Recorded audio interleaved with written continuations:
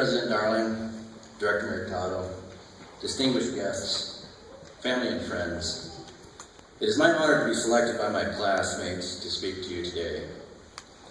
I would like to share a few thoughts, but I think it important to start with a few memories from my childhood. Some of the first memories that I have were of two things I feel of particular note. The first is of my father getting dressed in his policeman's uniform. He was a reserve deputy chief for the city of Laurel, Montana. I remember that he sometimes wasn't there to watch the 4th of July parades or enjoy the Halloween parties or many of those events. Many times, for many events, he wasn't there, yet he was. My father was a policeman, and he was there for everyone, and that was fine with me. Because even at a very young age, I knew that it was honorable and righteous to give and to sacrifice for the greater good. The second memory I have is of Paul Harvey. My father was forever and constantly listening to Paul Harvey while Mr. Harvey was still in the air. And so I would like to share with you a few thoughts Mr. Harvey had on a policeman. A policeman is a composite of what all men are, I guess, mingling of a saint and sinner, dust and deity. Called statistics, we wave the fan over stinkers and underscore the instances of dishonesty and brutality because they seem to be news. What that really means is that they are exceptional. They are unusual. They are not commonplace. Buried under this frost is the fact, and the fact is that less than 0.5% of policemen misfit that uniform. And that is a better average than you would find among clergymen. What is a policeman? He of all men is at once the most needed and the most wanted. A strangely nameless creature who is served to his face and pig or worse behind his back. He must be such a diplomat that he can settle differences between individuals so that each will think they won. But if a policeman is neat, he is conceited. If he's careless, he's a bum. If he's pleasant, he's a flirt. If not, he's a grouch. He must make instant decisions, which would require months for a lawyer, but if he hurries, he's careless. If he's deliberate, he's lazy. He must be first to an accident infallible with his diagnosis. He must be able to start breathing, stop bleeding, tie splints, and above all, be sure the victim goes home without a limp or expect to be sued. The police officer must know every gun, draw on the run, and hit where it doesn't hurt. He must be able to whip two men twice his size and half his age without damaging his uniform and without being brutal. If you hit him, he's a coward. If he hits you, he's a bully. A policeman must know everything and not tell. He must know where all the sin is and not partake. The policeman from a single human hair must be able to describe the crime, the weapon, the criminal, and tell you where the criminal is hiding. But if he catches the criminal, he's lucky. If he doesn't, he's a dunce. If he gets promoted, he has political pull. If he doesn't, he's a dullard. The policeman must chase bum leads to a dead end, stake out 10 nights to gag one witness who saw it happen, but refuses to remember. He runs files and writes reports until his eyes ache to build a case against some felon who will get dealed out by a shameless Seamus or an honorable who isn't honorable. The policeman must be a minister, a social worker, a diplomat, a tough guy, and a gentleman. And of course, he'd have to be a genius, because he will have to feed a family on a policeman's salary. Mr. Harvey's assessment of the police officer's life is considered quite accurate by most who know. A police officer's life is the epitome of the duality of man. People both hate you and love you at the same time.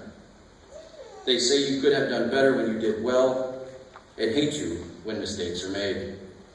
Yet, you are often called upon to pay the ultimate price for the people you serve, be they grateful or not. A police officer has a special privilege to help bring new life into this world and to hold the hands of those leaving it, to bring joy to children when a puppy has been found or an unexpected present is received, and the pleasure of lending an ear or a shoulder to cry on. Mr. Harvey is right when he says that you must be a minister, a social worker, a diplomat, a tough guy, and a gentleman. It is the ability to help that makes this job worth it and gives you pride well earned. Still, it is important that you understand the cost of that privilege. When you take your oath as a police officer, you are in essence writing a blank check to the people, good for an amount up to and sometimes including your life. When you take the oath, your life no longer belongs to you, but to those you serve, and if asked, must be given freely and without reserve. Sure, we all have a choice, but when the time comes between our lives and the lives of those we are sworn to protect, we must be able to fulfill that oath with the realization that there is no higher honor than to lay down one's life for another. Many have come before our time and many will follow, but for us, in this time, we must honor those who came before and serve as an example for those who come after. It is up to you, graduates, and all those in law enforcement, to exemplify the qualities of leadership. This is what the people look to you for, and expect from you, your leadership in times of crisis and in peace. The core principles of leadership can be summed up as loyalty, duty, respect, selfless service, honor, integrity, and personal courage. Simply, they are loyalty to your oath, to your family, and to the people you serve. Duty, to be true to your responsibility to the people and the job they have entrusted to you. To conduct yourself with the dignity and faithfulness expected of your position. Respect, to all and without prejudice. We are all members of the human race and deserving of the mutual respect and dignity deserving a polite and just society, no matter how you, as an officer, are treated. Selfless service is your choice, and by taking your oath of service, it is your choice you will have made. When you swear that oath, you give up the ability to say no, to refuse to help. You swear to the people you serve that you will serve, and serve selflessly, both on and off duty. Honor is to uphold the traditions of the service, and to do so with pride in your choice. The responsibility to bring credit upon yourself, your department, and your community is often difficult, and not the easy choice, but in doing so brings honor. Integrity is your currency. In order to do the job that people entrust to you, you must be honest and truthful in all your duties. As police officers, we are held to a higher standard. We must be the example that all others can look to and strive to emulate. Being held to a higher standard, having integrity, means that you must do the right thing all the time, no matter what you're doing, who you're with, or who may be watching. Personal courage is not the absence of fear, but the willingness to do your job in spite of your fear. The ability to understand your fear, fear of injury, fear of death, fear of dogs or bees or clowns, and the willingness to fight through that fear is courage. Nevertheless, you must always strive to be leaders in your community, a pillar of truth, of righteousness, and of strength. In times of crisis, the citizens will turn to you. Bring them hope. Thank you for the opportunity to speak to you today. I wish the graduates the best of success. Never stop learning. Remember where you came from.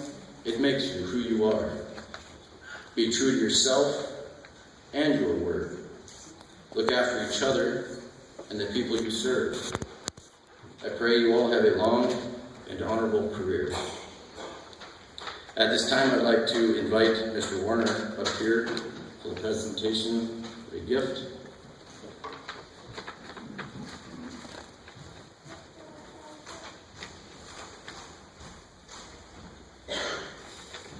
Director Mercatado, if you would please. This gift reads, "As we express our gratitude, we must never forget that the highest appreciation is not to utter words, but to live by them. John F. Kennedy." Director Mercatado, we would like to present you that for your selfless service in training this academy.